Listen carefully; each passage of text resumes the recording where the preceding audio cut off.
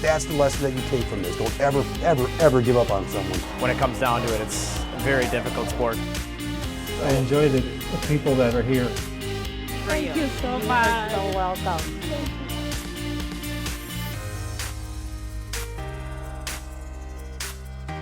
Welcome to Community Close-Up. I'm Joe Nelson. In this edition, we'll show you how people have battled the ice and snow to achieve their goals.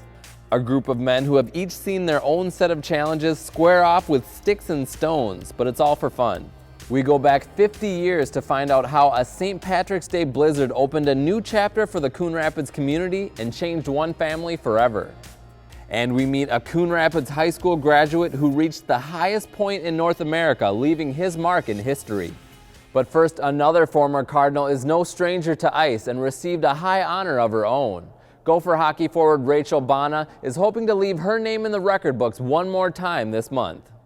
It was kind of a surreal night. In December, Rachael Bona became the first hockey player ever to have her jersey retired by Coon Rapids High School. Her number hangs high at the Coon Rapids Ice Center to recognize her accomplishments playing for the Cardinals. That's what's so cool about it, that it's going to be there forever, and you know, it's never going to be taken down, and so I can bring my kids there and we can look up and see my jersey. Rachael was drawn to the ice at an early age. My mom told me that I really wanted to skate one day, and they didn't really think that it would last long, and then she told me that she couldn't get me off the ice. I played boys hockey until the end of my 7th grade year, and then I switched over in 8th grade to girls high school. Now it's completely different. There's tons of youth girls who play hockey, but there just wasn't very many, and then I started playing boys, and it pushed me a little more than I thought a girls team would. Rachael's best memories of playing for the Cardinals weren't just the wins. You grow up playing with them, you get to play with your best friends, and then going to the state tournament my senior year, that had always been our goal, to make it to state, and so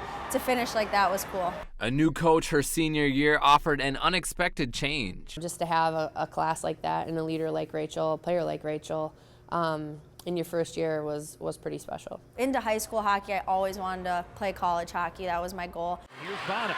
Bona walks in, high slot shot, and goal! Yep. She's got the hat trick. Coach Jessica Christofferson saw that potential. The kids fed off of her. Obviously, that's easy to do when you score 59 goals in 31 games, but they just learned what it takes, you know, from her. After finishing 3rd at the state tournament, the best season the school's ever seen, Rachael would fulfill her dream of playing in college for the University of Minnesota. What really set her apart was a couple of things. One, her ice vision. You know, she knew when to cut, when to deke, when to shoot. It didn't take long, and 2 more goals were met, winning national championships her freshman and sophomore seasons. She was part of an NCAA record 62-game winning streak, but her team wouldn't complete the championship hat trick her junior year. I've won my first 2, and then the 3rd came out on the losing end, which, yeah, it makes you appreciate the first 2 that you won, because it's a really hard thing to do. 20 miles separate her old hockey home at the Coon Rapids Ice Center and her college home, Ritter Arena, but that hasn't kept her from staying connected to her hometown. They're the ones who built me. That's where I came from, and I wouldn't be here without any of those people who have helped me along the way in Coon Rapids, and so obviously it's extremely important to me to keep good relationships with all those people. She'll come back and, you know, drop pucks or hand out medals at a tournament or anything we need her to do. She recognizes that, you know, she's kind of the face of our program in the last few years and is going to be for a long time, and she understands you know, how important that is. For these young players, Rachael has become their hockey hero. It's really cool because she came from Coon Rapids where we skate, and she's a really good hockey player, so I know that I'm coming from a really great community to skate with. I want to be just like her and be on the Gopher someday. For any player, you always have a role model when you're growing up, so I think she's done a really great job of remembering that and then relishing in the role that she has right now with those kids. She's a really big role model to me because she's so inspiring, because she's really involved in hockey here. Rachael remembers the value of having an idol on the ice. I think that's special just because everyone needs a role model of some sort, and to come out of Coon Rapids and have Coon Rapids girls look up to, I think is really cool. That's kind of an inspiration because she's made it really big, and she came from the Cardinals and she's now playing for the Gophers. It's cool because she's like really good, and so like you can learn from her. I looked up to like people who played at Coon Rapids, as well as like Chrissy Wendell and Natalie Darwitz. Those were like the two big Gopher women's hockey players at the time, and so now I see them like around, and I see them at alumni games, and now I'm number 7 for the Gophers, and so was Wendell, and so I think that's pretty special. She told us if we really love it, we should keep going and don't give up. Just keep going and try hard. I mean, that's all you can really do. And I guess also a big thing would be your off-ice work. You know, it carries over to on ice and just being dedicated. They just retired her number, and I want them to retire my number. They like seeing a female role model. They love going to Gopher games and seeing her and knowing that she's from Coon Rapids, and she's so proud to be from Coon Rapids. She's always working out. She's always shooting pucks or doing whatever she needs to do to stay at the top of her game, and that's really important for kids to see. Rachael and her former coach have seen the sport grow, with more girls hitting the ice at a younger age. Girls hockey was fairly non-existent when I was little. I grew up playing with my brother. As time goes on, things change. The game has changed so much. The skill level is so improved, and just being down at the state tournament last weekend and seeing what high-level hockey players these young ladies are is really cool to see. I started playing when I was around 3 or 4. I like the game. I just get like a rush of adrenaline, and I just get really pumped up. It can be like a little like more aggressive than in other sports, and it's like just like fun to like shoot the puck and like skate like around. I'm very competitive, so I like the competition. So it's fun. As more and more girls start playing younger and younger, that level is just going to continue to raise. Soon entering the NCAA tournament for one last shot at another championship, and then graduating in May, Rachael knows her ride at Ritter is about to end. Definitely during games and stuff, I just think about how lucky I've been to be able to play here, and yeah, I just try to take it all in, and because it's going to be gone sooner than I know. Unfortunately for girls and women's hockey, that end is a lot sooner than it would be for a guy. But you know, I think it just speaks to Rachael's character again, that she can see that and she's ready to be done, and you know, she has a career in mind. She's got plans. It's amazing, and I'm extremely blessed to be able to have gotten this opportunity to play here and then to win 2 national championships, and then obviously we're having a great year this year, and so I just hope that we can finish strong. Rachael is applying to schools across the country to become a pediatric nurse. She says although she won't try out for the Olympic team, she will stay involved with the sport by playing in a rec league or helping out a coaching staff. The NCAA tournament starts March 14th. Still to come, an Arctic explorer who grew up in Coon Rapids takes his passion to new heights. My new mom and I have a lot in common. The great outside. We both love the outdoors. It's so shiny. That's not a flower. We both love geology. Oh, look. An igneous one. That's not a rock. And she knows a lot about wildlife. A labradoodle. That's not a dog. Hanging out has been kind of fun. You don't have to be perfect to be a perfect parent. Thousands of kids in foster care will take you just as you are.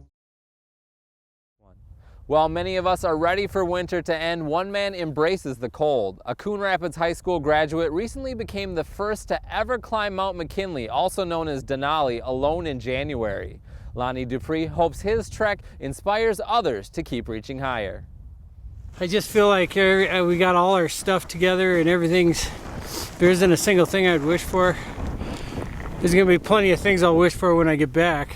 Growing up on a farm and growing up in Minnesota, summers are really hot for me, so I've always kind of disliked the summers for me, and I just always kind of gravitated towards winter because I could always, you know, put enough clothes on and stay warm and that kind of stuff. And then also the big thing for me is that a lot of the rivers, lakes, and ponds froze over, so it allowed me to travel further,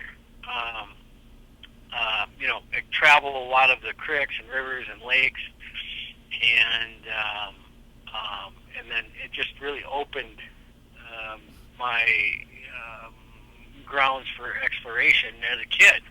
And so I was intrigued with ice and snow because you could pull a sled, and then just decided, well, you know, it's pretty cold and snowy here in Minnesota. What's it like, you know, a couple thousand miles north? Lonnie Dupree's journey north took him from Hugo, Minnesota, to Coon Rapids, where he grew up, then to Alaska as a commercial fisherman. Then his passion for exploration rose to new heights.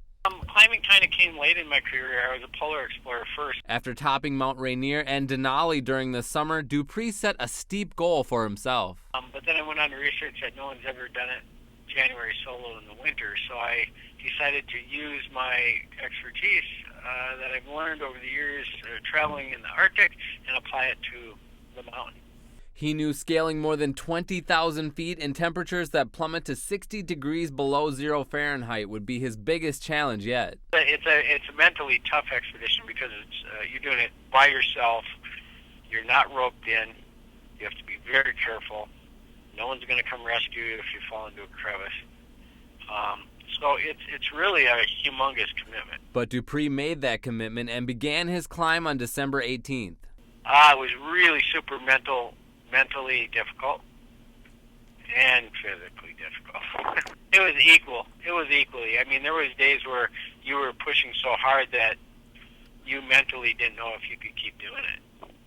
And then there's other times where you're not doing much work, but you're mentally trying to get through 5 days of raging blizzard and darkness and, you know, being stationary and low on food and wondering if you ever see your friends and family again. He managed his fears. A certain amount of fear is a good thing because that keeps you alive, right? It always keeps you focused, and if things get, you know, a little bit nuts, it keeps you in check. But again, too much fear can stop you from doing things. Just the right amount of fear can keep you alive. So it's different for everybody, and you need to know where your thresholds are. But a lot of people have these fears that are unfounded. They just need to make those first steps to, you know, build some confidence and move forward. And after battling winds blowing more than 100 miles an hour with only 6 hours of sunlight each day, Dupree finally reached Denali's peak. Well,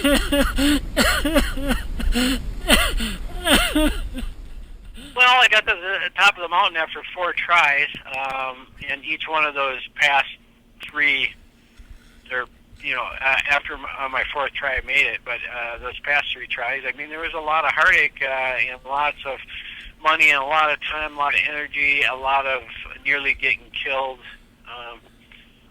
And then when you finally make it to the summit, you know, I actually broke down when I got to the summit, just relieved that all those difficulties, you know, are behind me as long as I'm careful on the way down. After taking 10 minutes to enjoy the view, Lonnie spent 3 days climbing down. He returned to civilization with a story to tell and a message to send. Well, I like living out of the comfort zone a little bit because I get bored with sometimes with just everyday life. So it's good to have these little nuggets to shoot for in life, and it just keeps me going. And we try to always attach a decent cause to the project. Like we were trying to bring attention to climate change, what's going on there, but more so is just being able to raise a little bit of funds for the Nature Conservancy. I hope this inspires people to follow their dreams and not give up easily. You know, as soon as they run in the first, second, or third roadblock, that not to give up. If it's something you truly believe in, just keep at it, and over time you'll most likely achieve your goal. And do not wait. Do not wait for retirement, or don't wait for this or that. The best time to do those things is now. Dupree says he hopes to scale unclimbed mountains in the Himalayas of Nepal next. Still to come, Mercy Hospital is celebrating its 50th anniversary. How the St. Patrick's Day Blizzard Baby helped open its doors next.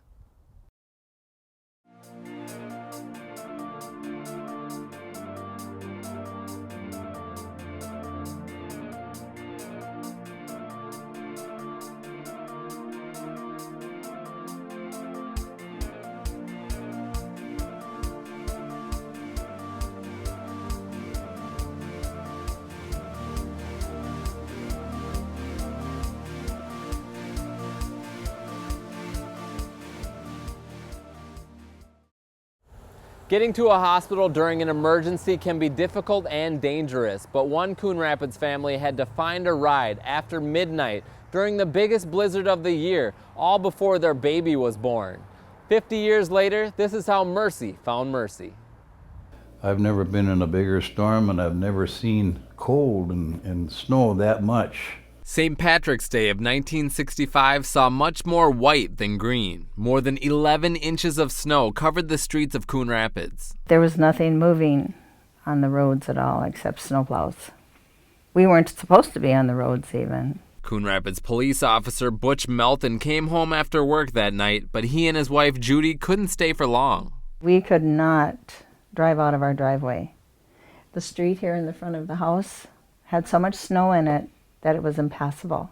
Judy had been at a friend's house playing cards. When I left my neighbor's house, I kiddingly said to her, well, okay, I guess I'll go home and start labor. But this was no joke. And I was in the house for about an hour when Judy announced that she was in labor. Butch and Judy had planned on going to North Memorial Hospital, but road conditions made that impossible. The next option was to find a doctor nearby to help deliver the baby. I happened to think of Mercy Hospital being almost ready to open. So we called Mercy Hospital, and they answered the phone and said yes, they had kept a doctor and a nurse on hand just for this type of emergency. If we could get her to Mercy, that they'd be able to take care of her. Getting there wouldn't be easy. So we had several plans, A, B, C, and D. A city truck with a plow in front was their first choice, but the man with the keys was getting his Z's. And he was on call. Well, they couldn't wake him up. Butch had help coming in black and white squad cars, but they first had to battle the then white blacktop. The first squad car came, and they got to the house, buried it right at the bottom of the driveway. Another officer came here, and he thought he could go down our street. Well, he got halfway down our street, and he was stuck. So plan C. I had just sold my pickup truck to Hutch on the police force, fellow officer, a few days before that. So I called Hutch up, and he was home.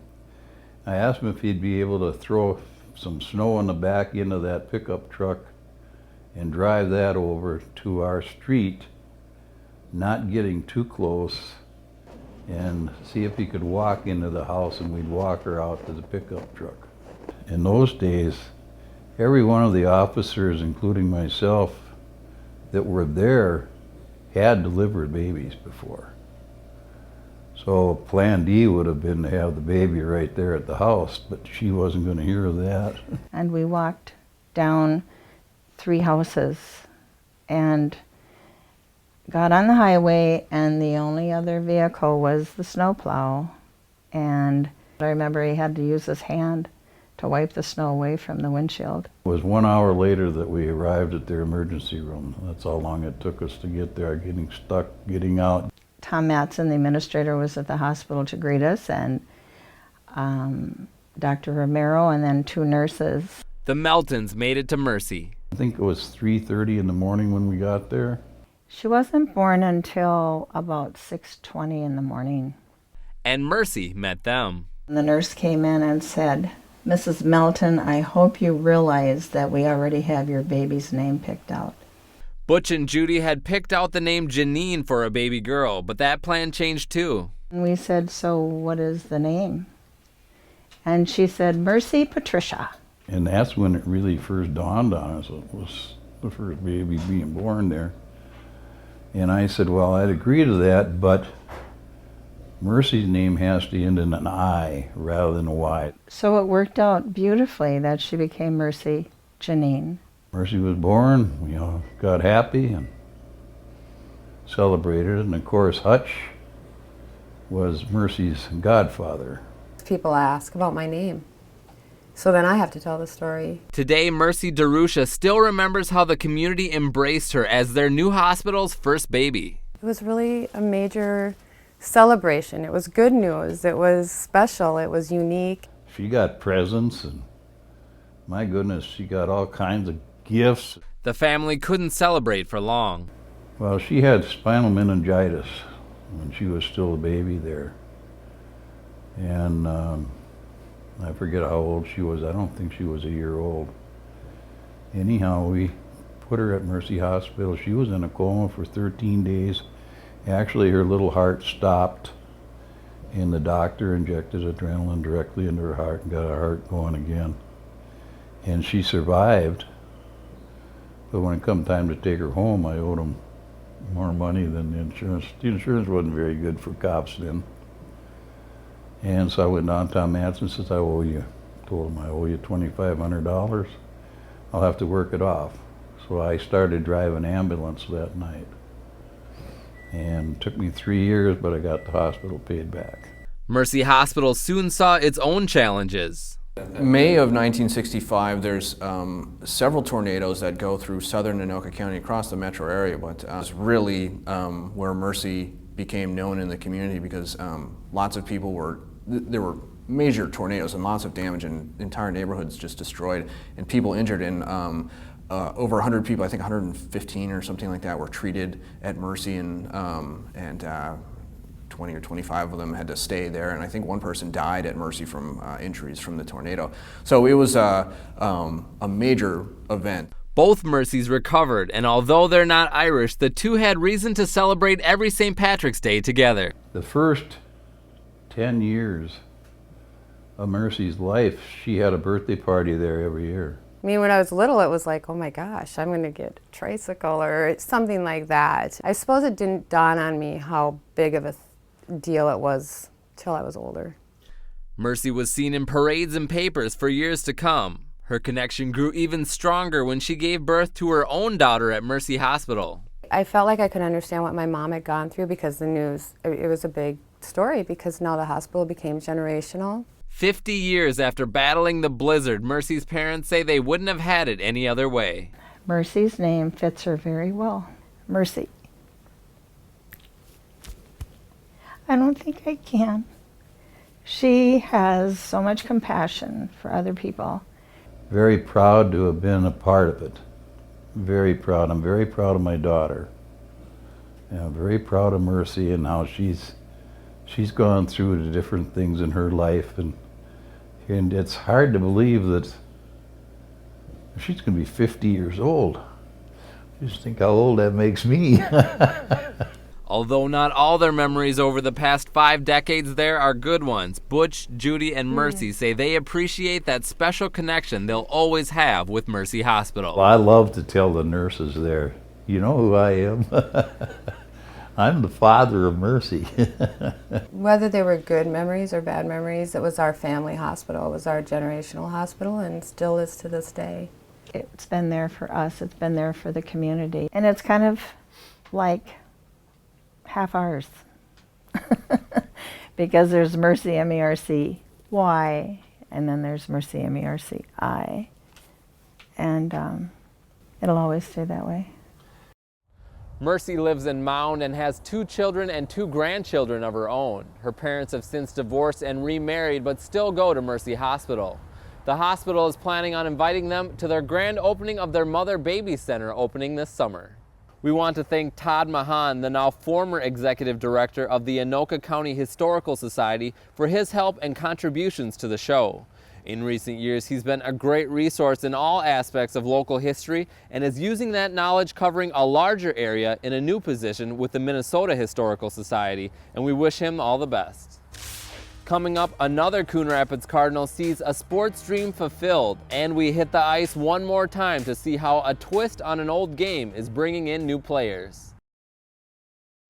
Oh, hi. I'm TV's Howie Shapiro.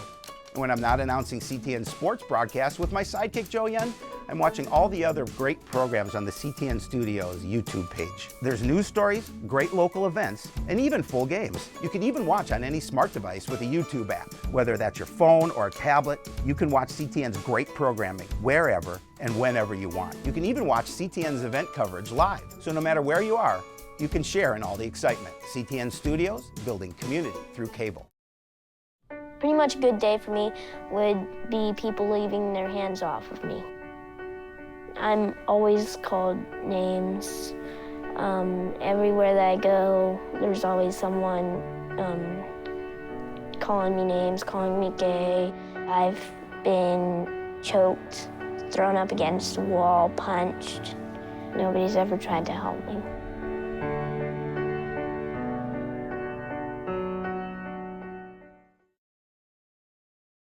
A Coon Rapids High School senior signed to join a college football team in North Dakota, but he won't be wearing a helmet. On National Signing Day last month, Easton Sorensen announced he'll be attending the University of Jamestown in North Dakota, where he will serve as a student assistant coach under scholarship. Easton played center for the Coon Rapids Cardinals, but after taking a hit in the first game this season, he discovered he had a brain disorder called Chiari malformation and could never play again. He had surgery and has recovered and returned to school. The disorder ended his dream of playing college football, but a team that had been watching his play still saw potential. Thanks for watching Community Close-Up. We'll leave you on the ice with a small group of curlers who gather each Sunday to push and slide their way to victory. It's part of Allina Health's Courage Kenny Rehabilitation Institute, offering many opportunities they never thought they'd have. I'm Joe Nelson. We'll see you next month. Nice throw. I never let anything slow me down. Yeah, we try to do the best we can. It's fun to win. I think it's been really good. I think that we have this year we have about 7 curlers when they're all here. It was a big sport in Bemidji, and I was in high school and they had a program in curling and took that, and this was before my accident. I was in a car accident, be 20 years this summer. I had an auto accident many years ago, actually 1965 to be exact. So I've been in a wheelchair for almost 50 years. The sport is for those that have various different degrees of disability. You can be a power wheelchair user, you can have a spinal cord injury, you can have something at birth, but anybody and everybody can play this with some adaptive part of the game. I was at the Courage Center about 4 or 5 years ago, and Junior mentioned it, and so I thought, you know, I really enjoyed curling when I was in high school, so I'd give it a try as a wheelchair adaptive curling. So for those, a lot of times they figure they can't curl like regular able-bodied, when they're pretty surprised that they can get out here and with a 40-pound rock, they're able to do it with a curling stick. Same strategy. Only different is there's no sweeping in adaptive curling. There is the able-bodied curling, so you just gotta learn to adjust your throws a little bit more. No, not what I wanted to do. Well, got rid of one anyway. Haven't got it mastered, but we're working on that. It gets quite competitive. We have a crew of guys that are really good friends, and they're always razzing each other of who's better than the other. So it's a great way of not only the sport itself, but a great social gathering. The taking out of opponents that seem their rocks are positioned well, it's kind of fun to knock them out and spoil their day in that at least for a moment. That portion of the day. They really have helped each other out in becoming better. Keeps me connected with good folks like that, and we do a lot of sharing. And actually, besides the sport aspect, what little tips of what might help you make your life easier. For me, it's just been an extension of my professional life. I would call these folks like my family. It's sort of like you treat them the same way, you make sure that their needs are taken care of, but in the same sense what I get back from them is just that feedback of how their lives are going and how this sport has really kind of availed to them to really make it a lot more fulfilling. It's fun, it's something like everyone in life, get off the couch, if that's what you're doing, and do something. I think it's self-discovery. I think a lot of folks will figure out, hey, I'm in a wheelchair, my disability doesn't allow me. And it's a great awakening for them that they can do something like this. I think that really nothing ventured, nothing gained. Come out and enjoy it.